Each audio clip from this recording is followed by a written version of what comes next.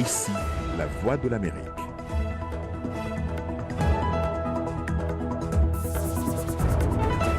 Mesdames, Messieurs, bonsoir. Bienvenue dans Le Monde aujourd'hui. Voici les titres de votre journal. Au Mali, la campagne électorale pour la présidentielle de dimanche s'achève ce vendredi. Nous ferons le point avec notre envoyé spécial sur place. Devront être connus mardi, mais les retards... Restituer à l'agriculture zimbabwéenne sa gloire d'antan, c'est la mission que viennent de s'assigner deux fermiers, alors que dans le même temps, le pays se prépare pour la présidentielle. Du fromage de chèvre sur vos tables, un jeune entrepreneur kényan a décidé d'en faire son business. Dégustation dans ce journal.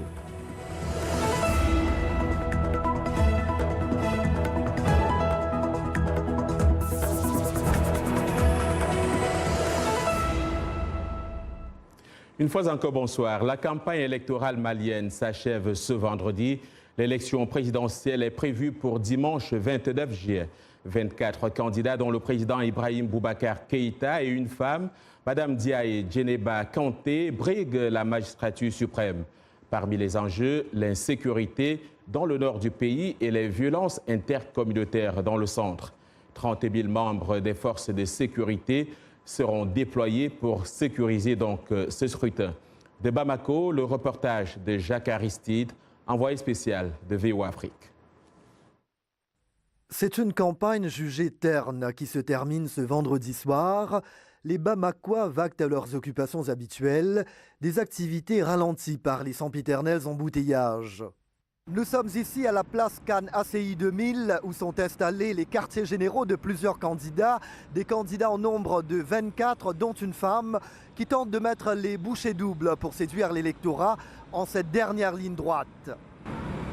Pour aller voter dimanche, c'est pour le travail des jeunes et de sécurité du Mali et de la paix au Mali. Et ma motivation pour les candidats, c'est de quelqu'un d'honnête, de sincère, respectueux, qui est prêt à faire sortir le Mali dans cette galère, qui est prêt à faire sortir la jeunesse dans le chômage. Pour moi, il n'y a pas deux enjeux, il y en a un seul, la sortie définitive de crise, fermer la parenthèse de la crise multidimensionnelle que le Mali a connue à la faveur du coup d'État de 2012, puisqu'on a l'impression que la transition continue toujours, L'opposition dénonce un risque de fraude dû d'après elle aux listes électorales utilisées pour émettre les cartes d'électeurs, une procédure qui a donné lieu à des doublons, mais le gouvernement dément et insiste pour dire qu'il n'y a qu'un fichier électoral et pas deux. Le fichier électoral qui a fait l'objet d'audit par l'Organisation internationale de la francophonie, c'est ce fichier électoral qui a servi à imprimer les cartes d'électeurs en République du Mali. Donc je ne vois vraiment pas de doute par rapport au fichier, au seul fichier qui est en République du Mali. Les autorités donnent également des garanties au niveau de la sécurité qui va être assurée, disent-elles, lors du vote de dimanche. Les forces de sécurité vont déployer des éléments additionnels. Retrouvons justement Jacques Aristide à Bamako pour parler de ces dernières heures de campagne. Jacques, bonsoir. Vous êtes donc à Bamako. Qu'est-ce qu'on peut retenir de cette campagne qui s'achève ce vendredi ? Bonsoir John. Bien évidemment, les candidats tentent de mettre le paquet dans ces dernières heures. Beaucoup, évidemment, se sont rendus dans différentes régions hors de Bamako pour battre campagne. Ils tiennent encore des meetings et des réunions dans certaines régions ce soir. Alors, une véritable course contre la montre. Mais ce qui retient l'attention, ce sont les enjeux même de cette élection, ou plutôt l'enjeu de ce scrutin. Le Mali est toujours menacé par des groupes djihadistes, des groupes armés et par certaines rébellions pour les opposants au président Ibeka, Ibrahim Boubacar Keïta. La situation s'est dégradée, l'instabilité continue d'affecter le nord et a même gagné le centre du pays. L'accord de paix signé en 2015 à Alger cumule les retards et les Maliens, évidemment, ne sont pas très contents à ce propos. Donc, pour beaucoup de Maliens, il faut que la paix revienne une bonne fois pour toutes. Et c'est cela qu'on entend dans les différents discours de campagne et dans la rue, John. Et donc, c'est une élection présidentielle malienne qui est centrée sur la situation sécuritaire et sur le nécessaire rétablissement du dialogue entre les différentes communautés. Alors Jacques, en un mot, vous le disiez d'ailleurs dans votre reportage tout à l'heure, l'opposition a fait part de quelques inquiétudes, notamment au niveau des listes électorales et de fraude. Qu'en est-il à ce point ? Alors oui, en fait, on doit dire que c'est surtout l'équipe du candidat Soumaïla Cissé qui a allégué qu'il existe un fichier électoral parallèle, un fichier qui, selon cette équipe de campagne, est frauduleux et différent de celui audité par l'Organisation internationale de la francophonie. Mais évidemment, le gouvernement a démenti, vous l'avez entendu dans le reportage, et insiste pour dire qu'il n'existe qu'un fichier électoral et qu'il n'y aura pas de fraude lors de ce vote de dimanche, que cette élection va se dérouler dans de très bonnes conditions, John. Jacques Aristide, envoyé spécial de VOA Afrique à Bamako, merci d'avoir été avec nous.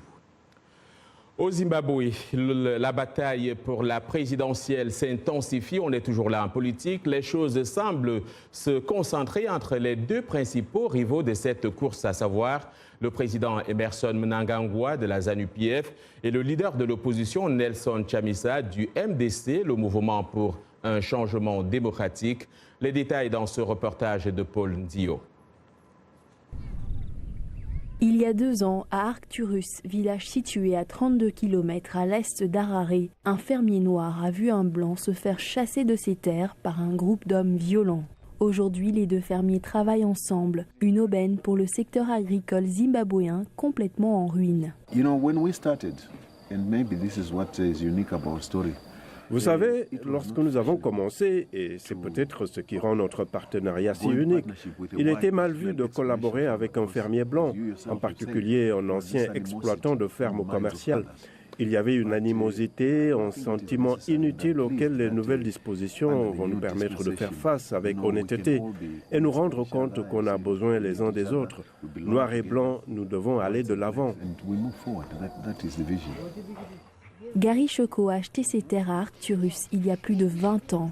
Travailler avec Peter, ce fermier zimbabwéen blanc de 4e génération, lui semblait évident. Peter possédait les compétences nécessaires pour développer la ferme et la rendre à la fois productive et rentable. Je peux vous affirmer que je suis très optimiste en ce qui concerne le futur. J'ai maintenant 63 ans et je suis confiant que c'est sur ces terres que je vais vieillir.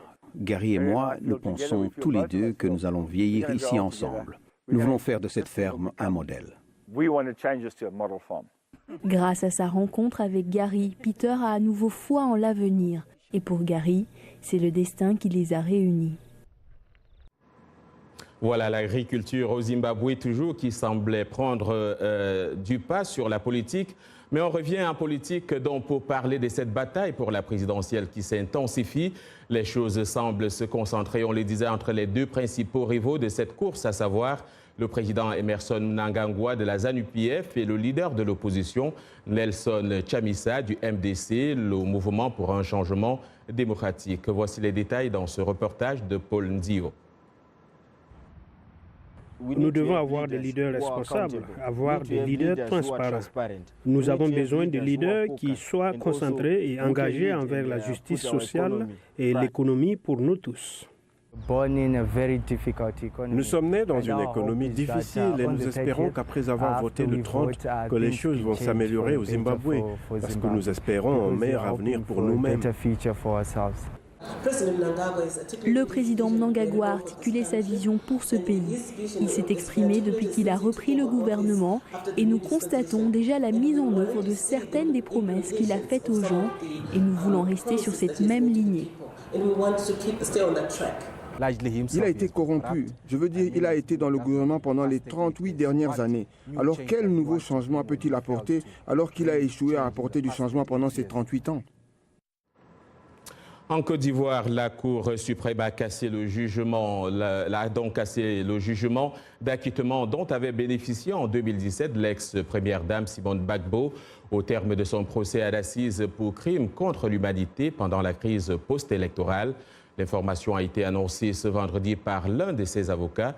L'épouse de l'ancien président ivoirien Laurent Gbagbo avait été acquittée le 28 mars 2017 par la Cour d'assises d'Abidjan. Elle était jugée pour son implication présumée dans des tirs de but sur le marché d'Abobo, un quartier d'Abidjan favorable à Alassane Ouattara, alors rival de Laurent Gbagbo à la présidentielle de 2010 et actuel président de la Côte d'Ivoire. On va rester en politique et en Côte d'Ivoire pour signaler que le 4e congrès ordinaire du Front populaire ivoirien s'est ouvert ce vendredi. Son président Afin Guessan appelle à la constitution d'une alliance nationale pour la démocratie, la paix et le progrès en Côte d'Ivoire. Les nombreuses interventions ont fustigé la gestion du président ivoirien Alassane Ouattara et souhaité que tout soit mis en œuvre pour la présidentielle de 2020. Ce congrès survient 17 ans après celui de 2001 et alors même que Laurent Gbagbo se trouve toujours à La Haye. Fin ce vendredi à Johannesburg du 10e sommet des BRICS, Brésil, Russie, Inde, Chine et Afrique du Sud. Les dirigeants du groupe ont dénoncé des menaces sans précédent contre le multilatéralisme en réponse à la guerre commerciale lancée par les États-Unis. À l'initiative de la Chine, le sommet des BRICS a décidé d'établir un partenariat sur la nouvelle révolution industrielle, un partenariat qui, selon le président chinois, est destiné aux économies émergentes et pays en développement du monde. Dans une déclaration commune, les dirigeants du BRICS ont également demandé un strict respect par tous des règles de l'Organisation mondiale du commerce, l'OMC. Befeta comme aliment de luxe pour une classe moyenne croissante au Kenya, un entrepreneur kenyan pousse les éleveurs de chèvres de l'ouest du pays à investir dans la fabrication de ce fromage, bien que celui-ci soit peu consommé dans le pays. Arzuma Compaoré. Patrick Wasike prépare un nouveau lot de feta chez lui. Cet entrepreneur kenyan s'est donné pour mission de populariser la fabrication du fromage de chèvre dans son pays. Il est convaincu que cet aliment pourrait résoudre 2 problèmes majeurs des éleveurs de Kitale, garder le lait frais et augmenter leurs revenus. Nous fabriquons 5 litres de fromage par semaine, ce qui nous donne environ $15, et cet argent peut nous aider à mener certaines de nos activités en tant que Just Natural CBO Kenya. Très nutritif, le lait de chèvre est d'une digestion facile. Autre atout, il a un bas niveau de lactose et de protéines allergiques. Wasike vend son fromage Just Natural aux magasins et restaurants locaux et les clients apprécient. Le samosa que je viens de consommer est fait à base de fromage. C'est très sympa. J'aime le goût, la texture et la sensation sur ma langue. C'est vraiment sympa. Dans le passé, le fromage était rarement présenté dans les repas kenyans. Aujourd'hui, Wasike va jusque dans les écoles pour vulgariser cet aliment et former les étudiants à sa production. Le fromage est très bon. C'est une nouvelle saveur et j'aimerais apprendre à en fabriquer plus tard. La demande pour le produit dans les zones rurales reste encore faible. Et le plus grand défi de Wasike, c'est le marketing. Il espère qu'en sensibilisant davantage d'agriculteurs aux avantages du feta, il amènera plus de consommateurs à y goûter, ce qui augmenterait ainsi leur intérêt pour le fromage de chèvre. Voilà, bon appétit donc. Le divorce semble consommé entre Donald Trump et son ancien avocat Michael Cohen. Ce dernier affirme que le président américain a approuvé une réunion pendant la campagne de 2016 entre son fils et une avocate russe affirmant détenir des informations compromettantes sur Hillary Clinton. Ce vendredi, Donald Trump a démenti cette allégation, assurant qu'il n'a jamais eu connaissance de cette réunion. Le Monde aujourd'hui, en direct de Washington sur VOA Afrique. Merci de garder l'écoute.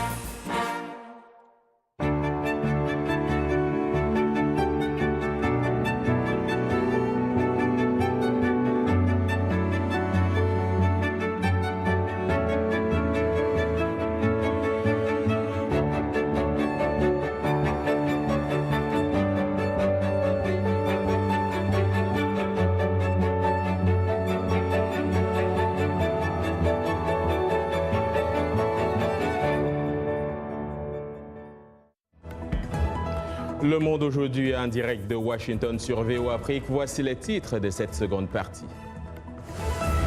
De plus en plus de super-héros dans nos films et dessins animés, mais de quelle couleur et race sont-ils? Nous verrons à quel point la question de la diversité préoccupe le public. Je reste debout, toujours avancé. Dans Culture Hebdo ce vendredi, nous recevons l'une des étoiles montantes de la musique camerounaise. Mr. Léo est avec nous. Allez, on va gérer.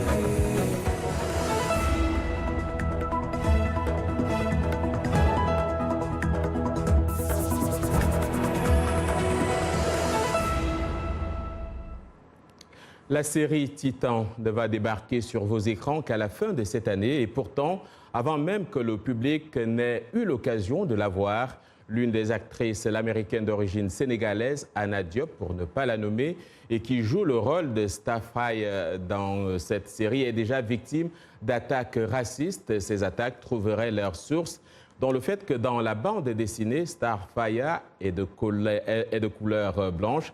Certains internautes n'ont donc pas apprécié de voir que l'actrice africaine-américaine a été choisie pour incarner l'héroïne à l'écran. Anna Diop a dû désactiver les commentaires de ses réseaux sociaux.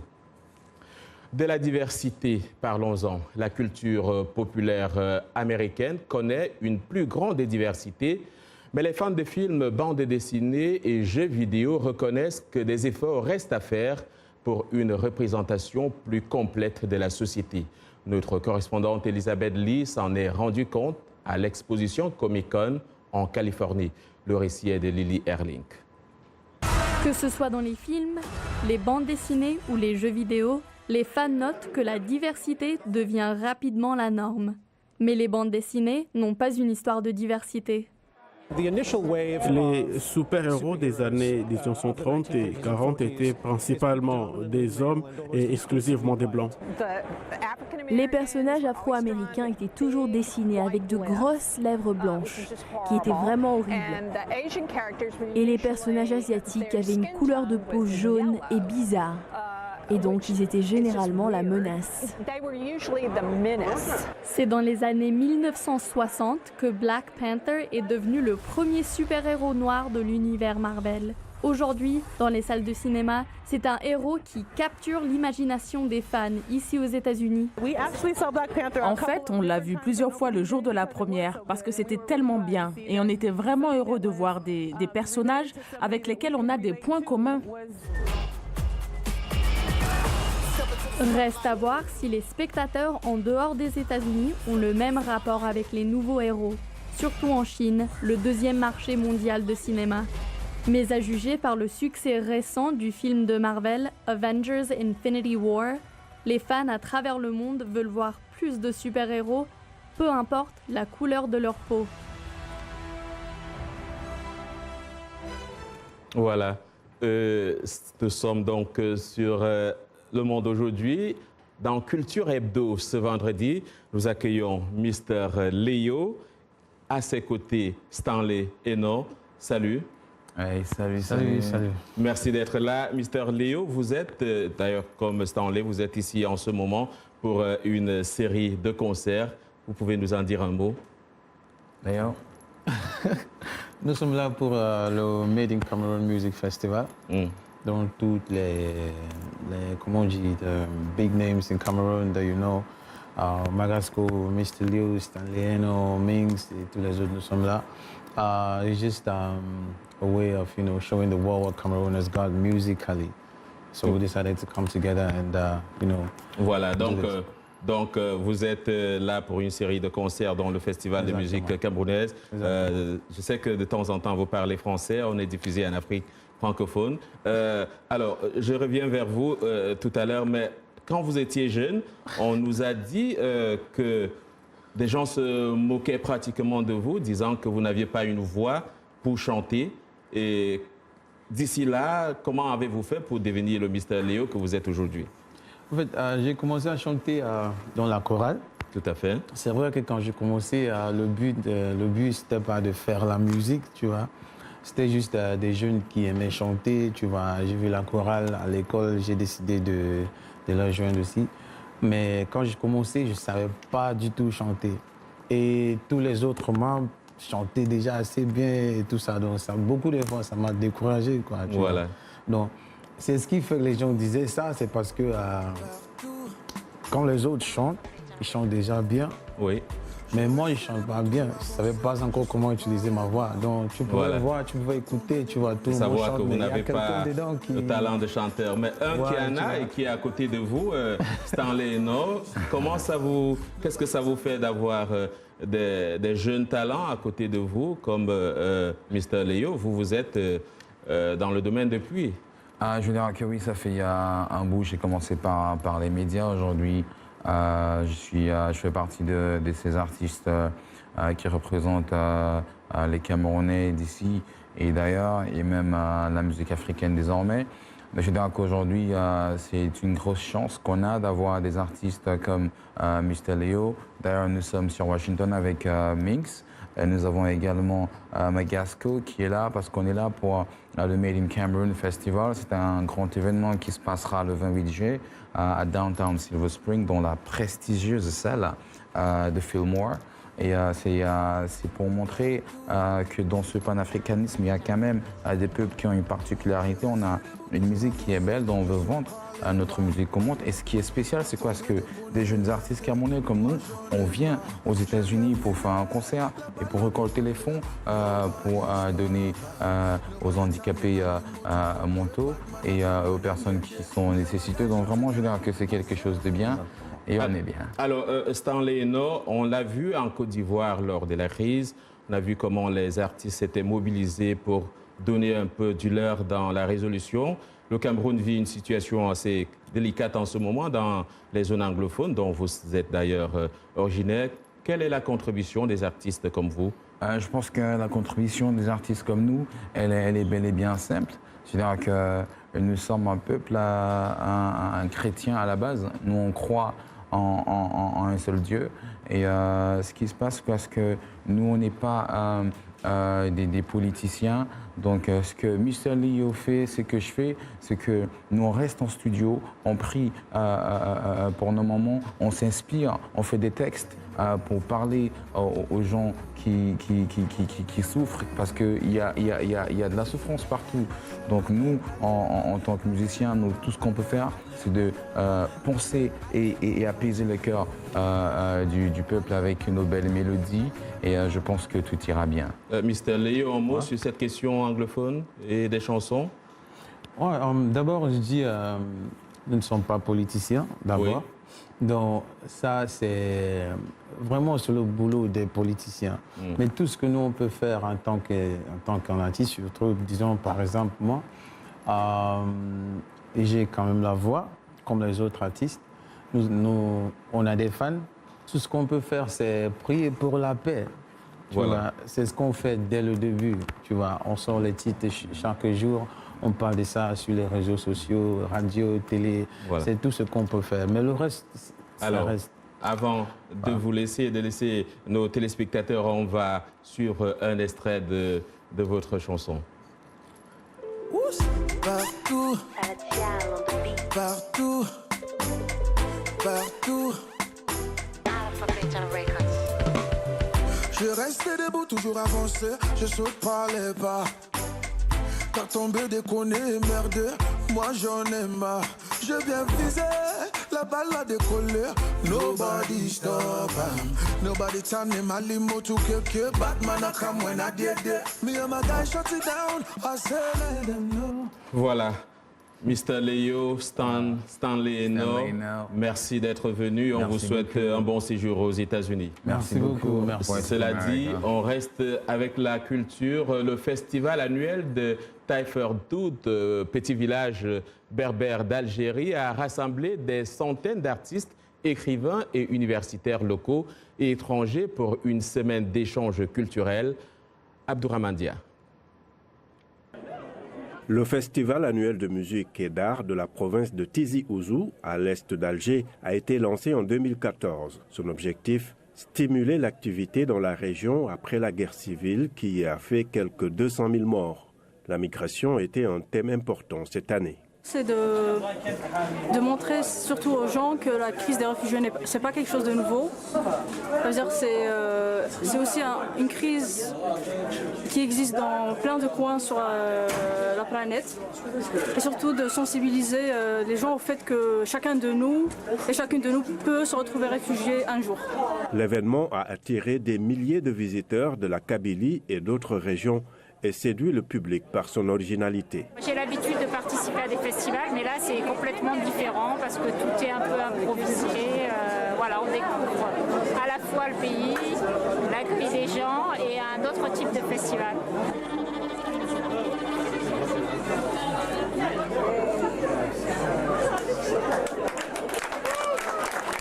On appelle ça festival parce qu'on ne peut pas faire autrement. C'est un moment de convivialité, de rencontre, de créativité entre festivaliers et gens du village. Et si les gens du village n'étaient pas comme ils étaient, ce festival ne pourrait pas se faire. Principalement habitée par les Amazirs ou Berbères, la région algérienne de Tizi Ouzou comptait parmi les plus touchées par la violence et les atrocités de la guerre civile. Mais grâce à l'art, elle s'est muée en havre de paix et lieu d'échange et de convivialité. Direction la Grande-Bretagne pour vivre cet élan de solidarité. Les entreprises locales et les organismes de bienfaisance de la ville anglaise de Reading ont récemment organisé une journée pour les sans-abri, offrant à une centaine de personnes défavorisées des coupes de cheveux, des manucures, des soins de la peau et des massages gratuits. Une douzaine de sociétés ont donné de leur temps et de l'argent pour organiser l'événement où de nouveaux vêtements et un déjeuner préparé par des chefs de restaurant ont également été fournis. Cela méritait bien une inscription dans le livre des records russes et c'est fait. Un quadruple amputé qui a perdu ses membres lors d'une explosion de mine antipersonnel et servant dans l'armée soviétique a plongé cette semaine à 30 mètres de profondeur dans les eaux libres de la mer Noire. Dimitri Pavlenko, dont les bras et les jambes ont été amputés à l'âge de 19 ans, a effectué la plongée au large de la péninsule de Crimée hier, établissant par la même occasion le record de plongée. C'est la fin de ce journal. Merci d'avoir suivi. Restez à l'écoute des programmes de VO Afrique. Excellent week-end à tous.